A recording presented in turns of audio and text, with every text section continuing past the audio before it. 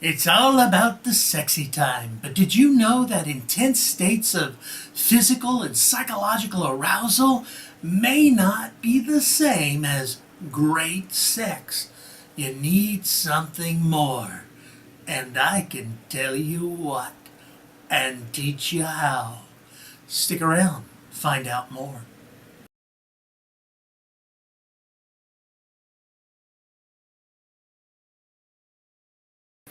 Live, trance, and prosper. Hi, I'm Dr. David Phillips, and welcome to this week's episode of Tips, Tricks, and Question Time. This week, the question is related to synesthesia and sex. Synesthesia? What's that? Why, that is a psychological state where one experiences one sense in another sensory avenue. For instance, tasting color or feeling sounds. Well, synesthesia can be related to one's sexuality as well. In fact, study after study has shown that folks who have synesthesia, who have that condition, experience very intense orgasms.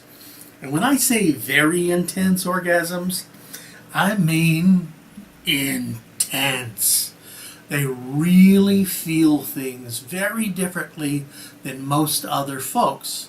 Now, if you've been in one of my erotica trance classes, you may have heard me discuss or even demonstrate sexual synesthesia with volunteers using hypnosis. Because with hypnosis, we can simulate and stimulate these conditions.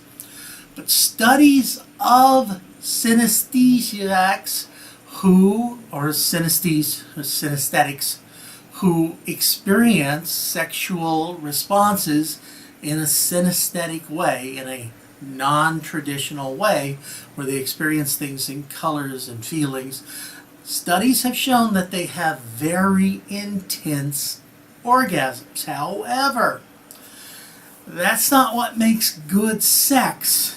The intensity of the orgasm is often awesome, but that's not really the key to great sexual experiences. It's not just the amount of sexual pleasure or the overall intensity of excitement. The emotional connection with other people is also important, along with the intensity of arousal and the intensity of orgasm. And of course, how profound or meaningful the experience is.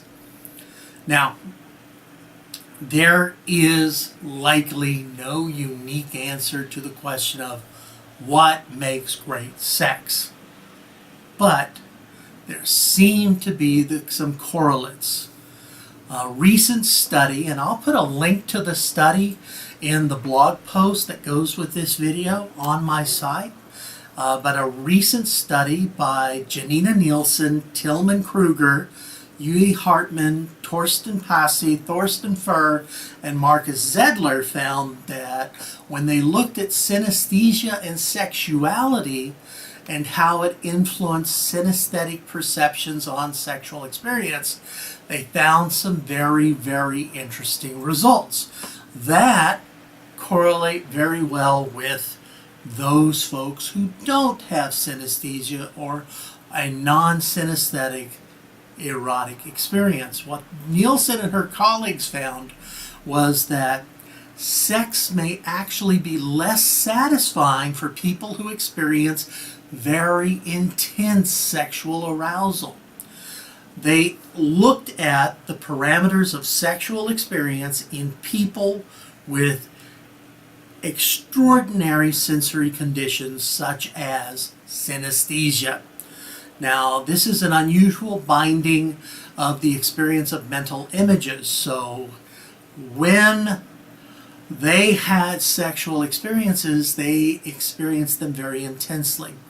About 2% of the population experiences colors as flavors or other sensory qualities during orgasm and sexual arousal. Now, the experience of colors and flavors are possibly related to orgasm and sexual arousal. They seem to be very more closely related to the quality, sensory quality of fluids, bodily fluids, or bright clothing in the bedroom, or background music, but the experience as a kind of extra vision or mental imagery that's triggered by touching, caressing, petting, and climax can lead to a very intense sexual experience. Sexual synesthesia then leads to what is known as sexual trance. Our link to the subject of this discussion, as well as to my own work with erotica trance or erotic trance. Now, sexual trance is an altered state of consciousness, and descriptions of sexual trance is going to vary, but in terms of working with synesthesia and sexuality, we might describe sexual trance and people who experience synesthesia along the lines of folks who are under the effects of hallucinogenic drugs, LSD, magic mushrooms, marijuana. One form of altered consciousness during drug intoxication can be experienced as rapidly changing colors, shapes, and textures in response to music. Folks who take LSD know what I'm talking about there.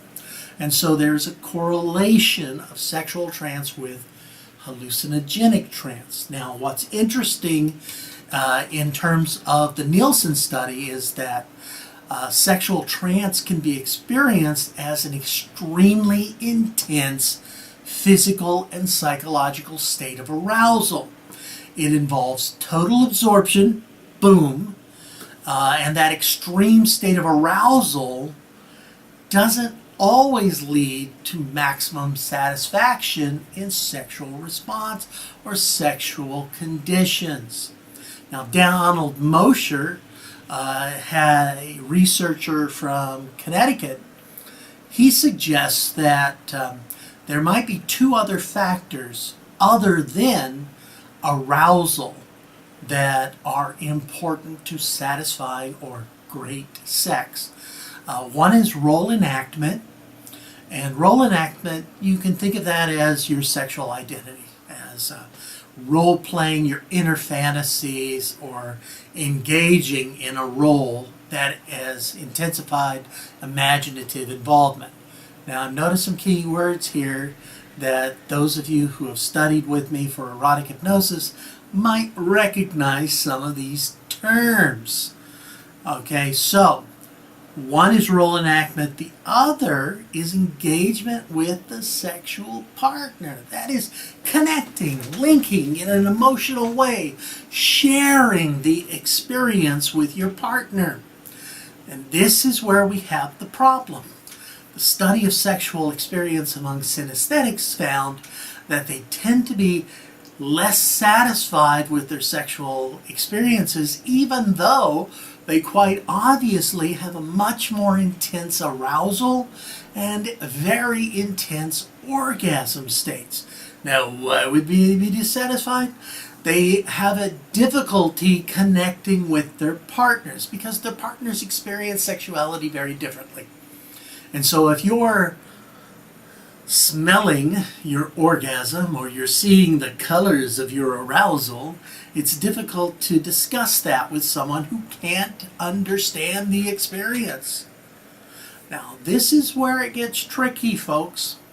You need to be able to engage folks. Now, in erotic hypnosis, I teach that a lot. Many of you have been on my YouTube channel. You already clicked subscribe many times.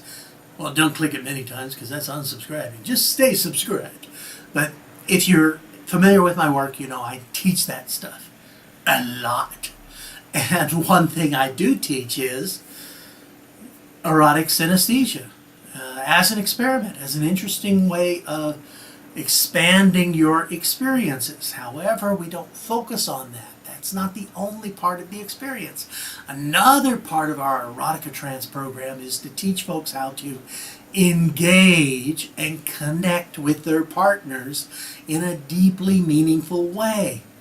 And so that's where we get in things like couples-based breath erotica, or breathing orgasms with a couple, eye contact, the erotic gaze. These are all important. The two become one process that I teach, and you can see my webpage for more on that.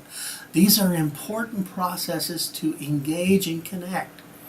And once you can engage and connect in a truly meaningful way, then your sexual experiences will become much more satisfying.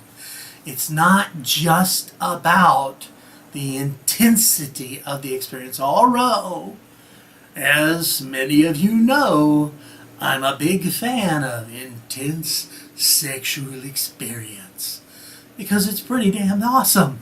However, you want to get in there. Now, some of you know that I've got a YouTube video, lots of views on that, and when I teach erotic hypnosis to couples or others, I often get asked the question of what's the most important component of erotic hypnosis. And many folks, when they come to me, they want to learn how to have orgasm triggers. Well, there's also arousal triggers, and honestly, arousal triggers have more utility. And go to my YouTube video on that very subject to find out more. So, as you can see, it's not just how you experience things or how intense it is. It's also whether or not you're genuinely engaging and connecting with another person.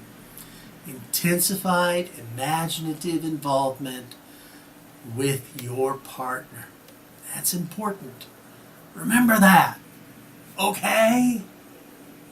I hope this has been helpful. Please be sure to click subscribe so that you can get noticed and know when we have new videos coming up. I do have new videos quite regularly on Tuesdays, Hypno News, rants and raves. Sometimes I rant a lot.